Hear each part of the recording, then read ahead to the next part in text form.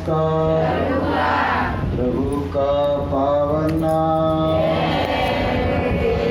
प्रभु का प्यारा नाम, मालिक का सच्चा नाम, प्रभु का जागृत नाम। जय गुरुदेव।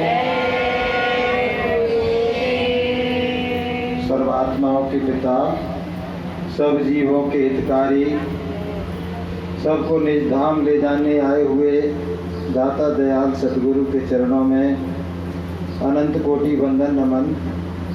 सत्संगी बहनों भाइयों, सभी को सादर सप्रेम जय गुरुदेव। परमात्मा ने ये सृष्टि बनाई, बड़े विधि विधान से इसके कानून बनाए और गुरु महाराज कहते हैं जब इसके कानून बनाए गए थे तो 10,000 साल तक तो उसको सुनाया गया था, एकदम पास नहीं किए गए थे। पहले बताया गया था कि आज से कर्म का विधान लगेगा और आप आज से ये कर्म करोगे तो आपको ये सज़ा मिलेगी और ये कर्म करोगे तो ये सज़ा मिलेगी। तो जब से ये कर्म का विधान बनाया है तब से हम काल के जाल में फंस गए। गुरु महाराज कहते हैं कि विधान बनाने के बाद भी बहुत समय तक लोगों ने कोई पाप कर्म नहीं किया, लेकिन पुण्य कर्म तो करते ही है सब कोई। तुम्हारे दरवाजे पर कोई आ जाए तो गुरु महाराज खुद कहते हैं कि भूखा आ जाए तो खाना खिला देना और प्यासा आ जाए तो पानी पिला देना। किसी को सेवा की जरूरत है तो उसकी सेवा कर देना। तो जब उनका समय पूरा हुआ, पहले क्या होता था कि समय पूरा हुआ सीधे अपने घर को जाते थे कि सतयुग योगी सब विज्ञानी और कर हरि ध्यान तरे सब प्राणी। जितने भी मनुष्य आते थे वो भगवान का भजन करते रहते थे। उनका केवल एक काम था, भगवान का भजन करना।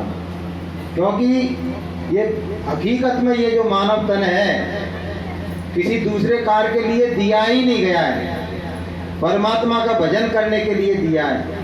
बाकी जितने भी हम दूसरे कार्य करते हैं, पिछले अनंतों जीवनों में जो कार्य किए हैं हमने, उन्हीं कार्यों को बार बार दोहराते रहते हैं, उन्हीं कार्यों को करते रहते हैं। कोई भी कार्य हम देख लें वो सब हम पिछले तमाम जीवनों में करते हुए आए। तो भगवान का भजन करते थे और अपने देश को जाते थे। लेकिन जब कर्म का विधान लग गया तो जो पुण्य कर्म किए थे उनके एवज में हमको रोका गया। कोई कहाँ जा रहे, बोले अपने घर जा रहे हैं। बोले रुको, पहले हम तुम्हें पुरस्कार देंगे। और पुरस्कार क्या था कि तुम्हारे पुण्य कर्मों के एवज में तुमको रोक लिया गया ऊपर के मंडलों में, स्वर्ग में, वैकुंठ में, शक्ति लोक में, ईश्वर के धाम में, ब्रह्म लोक में तुमको रोक लिया गया। तो बोले तुमने जो पुण्य किए हैं उनका पुरस्कार पहले आप ले लो। तो पुरस्कार स्वरूप हमको स्वर्ग मिल गया। अब जब पुण्य खत्म हो गए तो तपेश्वरी सो राजेश्वरी और राजेश्वरी सो नरकेश्वरी, तब करके स्वर्ग मिला। और स्वर्ग के बाद जब हमारा पुण्य का खजाना खत्म हो गया तो गुरु महाराज ने कहा है कि बच्चों, आपने देखा होगा कि आकाश से एक पिंड आता है, चमकता हुआ तारा पृथ्वी की ओर आता है और आके विलुप्त हो जाता है। हम समझते, वैज्ञानिक क्या कहते हैं कि ऊपर से उल्का पिंड आई और पृथ्वी के गुरुत्वाकर्षण के कारण वो नष्ट हो गई। गुरु महाराज कहते हैं ऐसा नहीं है। स्वर्ग वैकुंठ में रहने वाली आत्माएं जिनका समय पूरा हो जाता है उनको नीचे दुनिया में धकेल दिया जाता है। वो चमकते तारे के रूप में दुनिया में आती हैं और फिर आके यहाँ बड़े बड़े राजा महाराजा जमींदार नेता अभिनेता पूंजीपति धनपति उद्योगपति उनके घर में उनको जन्म दिलाया जाता है। स्वर्ग में सत्संग नहीं है, स्वर्ग में साधना नहीं है। स्वर्ग में भी वो भोग भोग रही थी और यहाँ के भी उनकी पुरानी आदत है भोग भोगने की, तो मृत्यु लोक में भी भोग भोगना शुरू कर देती है। अच्छा, इतने लोग बैठे हुए हैं, जो मैंने वैरायटी बताई उनमें से एक भी नहीं होगा। बहुत बड़ा कोई नेता यहाँ नहीं आ सकता है, बहुत बड़ा कोई उद्योगपति नहीं आ सकता है, बहुत बड़ा कोई जमींदार यहाँ नहीं आ सकता है। एक आध कोई आया तो बड़ी बात है। तो इस तरह से जब यहाँ भोग भोगती हैं, स्वर्ग में भोग भोगा तो मृत्यु लोक में आ गए, और मृत्यु लोक में भोग भोगा तो सीधा नरक में जाना पड़ेगा, सीधा नरक में। इसलिए जो कर्मों का विधान है इसको समझने की जरूरत है। गुरु महाराज कहते हैं कि कर्म 3 प्रकार के होते हैं, संचित कर्म, प्रारब्ध कर्म और क्रियामान कर्म। और जब तक ये तीनों कर्म तुम्हारे नष्ट नहीं हो जाएंगे तब तक तुम्हारी जीवात्मा को मुक्ति मिलने वाली नहीं है। संचित कर्म इतने हैं, गुरु महाराज कहते हैं कि ब्रह्म की चोटी में पिछले अनंतों जीवनों के हमारे संचित कर्म जमा हैं। उनको सद्गुरु के अलावा कोई उनको नष्ट नहीं कर सकता है, क्योंकि वहाँ जा ही नहीं सकता है। पहले तो ब्रह्म पद में जाना मुश्किल है और फिर ब्रह्म की चोटी में जाना मुश्किल है। तो बहुत सारे अनंतों हमारे संचित कर्मों का भंडार वहाँ जमा है। तो ब्रह्मा जी क्या करते हैं, वो संचित भंडार में से थोड़े से अच्छे कर्म ले लिए, थोड़े से बुरे कर्म ले लिए, और उसके आधार पर पाप पुण्य के विधान के तहत ये पिंड बना दिया जाता है, ये मानव शरीर बनाया जाता है, और उसी के आधार पर इसका भाग्य बनाया जाता है। वो जो भाग्य है वो ही प्रारब्ध कर्म है। जो भाग्य है ना, यानी कि पहले प्रारब्ध रचा जाता है, कि पहले प्रारब्ध रचा और पीछे रचा शरीर, और आशा मनसा त्याग दे और भजले तू रघुवीर। तो तुम्हारे जीवन में कितना तुमको मिलना है, कितना सुख मिलना है, कितना दुख मिलना है, कितना यश मिलना है, कितना अपयश मिलना है, कितना मान मिलना है, कितना सम्मान मिलना है, विधाता ने पहले ही रच के आपको दे दिया है। तिल बढ़े न राही घटे, वो घटने घटने वाला नहीं। हाँ, परमात्मा की राह पे चलोगे, गुरु के बताए हुए रास्ते पर चलोगे तो फिर सूली का कांटा होता चला जाता है। संसारियों के लिए तो वो जस का तस रहता है। तो प्रारब्ध को तो भोगना ही पड़ेगा, प्रारब्ध को भोगना पड़ेगा, उसको बदला नहीं जा सकता है। सत्संगियों को भी तो दुख प्राप्त हो जाता है, उनके जीवन में लिखा है वो उनको मिल जाता है। मैं गुरु महाराज के पास खड़ा था, एक माई आई रोते हुए, बड़ी जोर से रो रही, कहने लगी गुरु महाराज, पहले तो वो बोल ही नहीं पा रही थी। गुरु महाराज ने कहा कुछ तो बताओ बेटी, क्या बात है? कि गुरु महाराज 22 साल का लड़का मर गया मेरा, 22 साल का लड़का मर गया। तो गुरु महाराज ने कहा इसी के लिए तो सत्संग सुनाया जाता है कि दुनिया में कोई किसी का नहीं है, जिसका जितना लिखा हुआ है वो भाई बन के, पुत्र बन के, पिता बन के, पति बन के आएगा और कर्मों का लेन देन का हिसाब करके यहाँ से चला जाएगा। तुम कहते हो मेरा है मेरा है, मेरा चला गया, तो मेरे का ही तो दुख है भाई। किसी का मर गया, मैंने बताया उस स्त्री का 22 साल का पुत्र मर गया, किसको दुख हुआ? थोड़ा सा अफसोस होता है, अरे ऐसा कैसे हो गया, लेकिन दुख किसका बात का होता है? तुमने उससे मेरे का संबंध जोड़ दिया। तो बहनों भाइयों, ये संसार दुखों से भरा हुआ है। गुरु महाराज कहते हैं अपने प्रारब्ध को भोग लो, श्वास श्वास पर आपको उसको भोगना पड़ेगा और भोगना ही पड़ेगा, उसे बदला नहीं जा सकता है। तो प्रारब्ध तो भोग के कटेगा। अब बचे क्रियामान कर्म। क्रियामान कर्म क्या होते हैं कि हम श्वास श्वास पर अपने जीवन में जो कर्म करते हैं प्रतिदिन, वो क्रियामान कर्म है।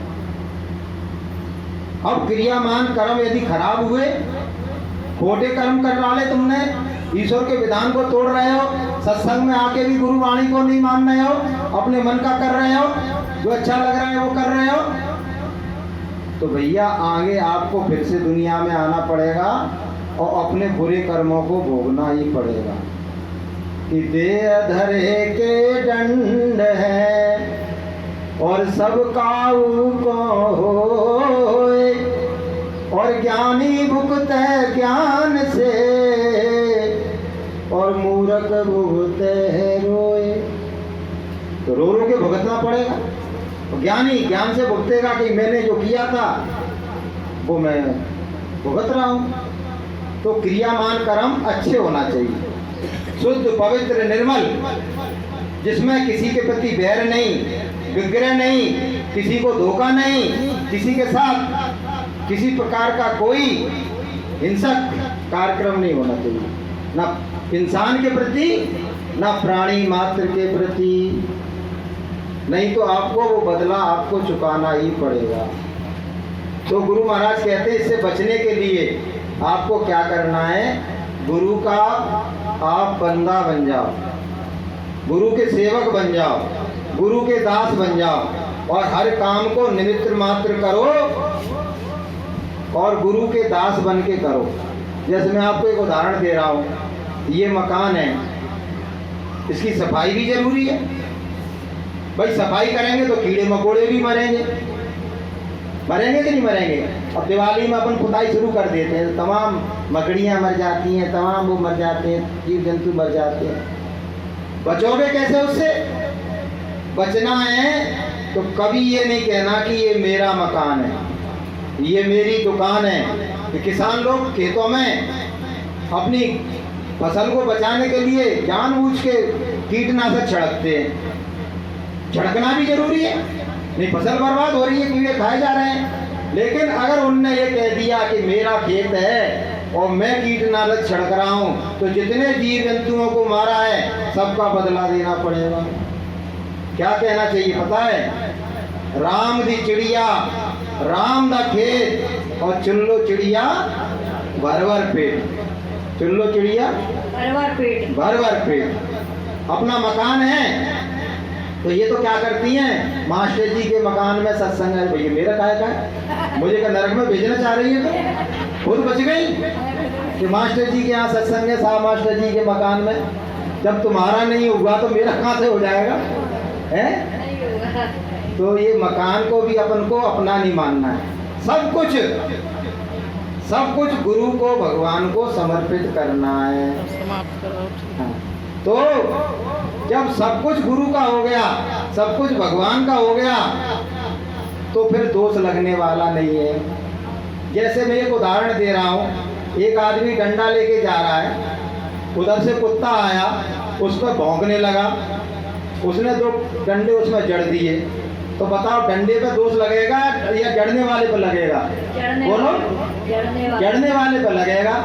डंडे पे दोष, पीटा तो डंडे ने, लेकिन दोष किस पर लगेगा? जिसने डंडे के द्वारा उसको पीटा। इसी तरह से मैं कह रहा हूँ मेरा घर है ही नहीं, मैं तो एक सेवक हूँ, एक चाकर हूँ, और मैं ये गुरु महाराज के परमात्मा का घर है और मैं तो चाकर इसकी सफाई कर रहा हूँ, सेवक इसकी सफाई कर रहा हूँ। तो इसमें जो कुछ भी भला बुरा होगा उसमें मैं दोषी नहीं हूँ। मैं तो अपनी बात बताऊँ, मैं जब तैयार हो जाता हूँ स्कूल के लिए तो बस आखिरी बात कह के ख़त्म कर दूंगा मैं।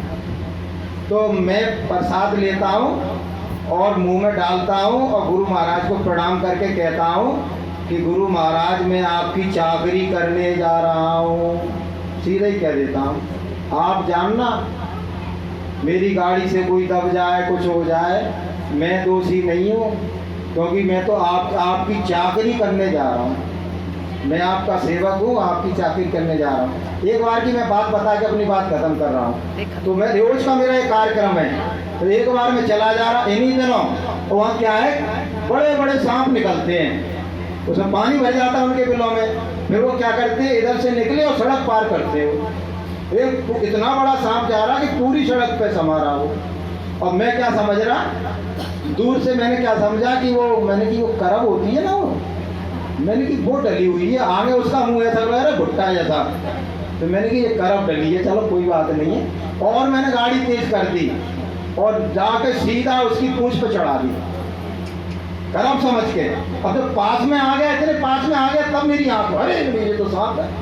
अब वो गाड़ी कहाँ को रुकने लगी, वो तो एकदम उस पर चढ़ गई, उसने भी पलट के एकदम मुझे खा लिया, एकदम काले सांप ने खा लिया। अभी भी यहाँ निशान बना हुआ मेरे यहाँ बना हुआ ये निशान, और उसके दांत आ गए इसमें मेरे पैर में। मैं गाड़ी नहीं रोकी, मैं सीधा चला गया। स्कूल में जाके मैंने देखा, मैं बड़ा गरम लग रहा है, तो देखा तो उसमें दांत लगे 4। तो मैंने और टीचरों को दिखाया, भी देखो, और गांव वालों को बुलाया। अरे मास्टर साहब बोले सीधे भग जाओ यहाँ से, जहाँ जाओ इलाज कराना है, कुछ करना है, भग जाओ। मैंने क्या, मरूंगा तो है ही, मैंने खा लिया। मैंने कहा मैं कहीं जाने ही वाला नहीं हूँ, मैं अपने गुरु महाराज का ध्यान कर रहा हूँ। अगर उनको मुझसे कुछ और सेवा कराना होगी, कुछ और भजन कराना होगा तो बचा लेंगे, और नहीं तो मैं जाने को भी तैयार हूँ। मैं कहीं नहीं गया, सत्य बता रहा हूँ आपको। मुझे ना चक्कर आए, ना पशु कर गिरा, ना कुछ हुआ। और मैं शांति से, मैं पूरे दिन बच्चों को पढ़ाया मैंने, और शाम को आके लौट के आया। और जब इनको बताया तो इनकी आंखें फटी रह गई। बोले इतनी बड़ी घटना हो गई कि तुम लौट के भी नहीं आया। अरे मैंने कि लौट के कैसे आ गया था। मुझे अपने गुरु पर पूरा विश्वास है कि गुरु तारेंगे हम जानी, गुरु तारेंगे हम जानी। तू सूरत का ए बौरानी, तू सूरत का ए बौरानी, गुरु तारेंगे हम जानी, गुरु तारेंगे हम जानी। उस समय एक वचन मेरे दिमाग में घूम रहा था, जो गुरु महाराज से मैंने सुना था कि सत्संगी की अकाल मौत नहीं होती, तो मेरी कैसे हो जाएगी। अकाल मौत, अगर मौत आ गई है तो हो जाएगी, अकाल होगी नहीं तो ये सांप क्या कर लेगा मेरा। और देखो विश्वास इतना फलदायक होता है, अगर मैं डर गया होता तो उसी समय मैं वहाँ बेहोश होकर गिर जाता। तो अपने गुरु पर, जब मेरा गुरु स्वयं परमात्मा है, पूरा भरोसा रखो, पूरा विश्वास रखो, भटकने की जरूरत नहीं है। और अपने जीवन को उनकी सेवा में और उनके बताए हुए रास्ते में आप लगा दो, आपका जीवन धन्य हो जाएगा, आपका लोक परलोक आबाद हो जाएगा, और सर्वदा के लिए आपको आपका बिछड़ा हुआ परमात्मा मिल जाएगा। तो बोलिए प्रेम से।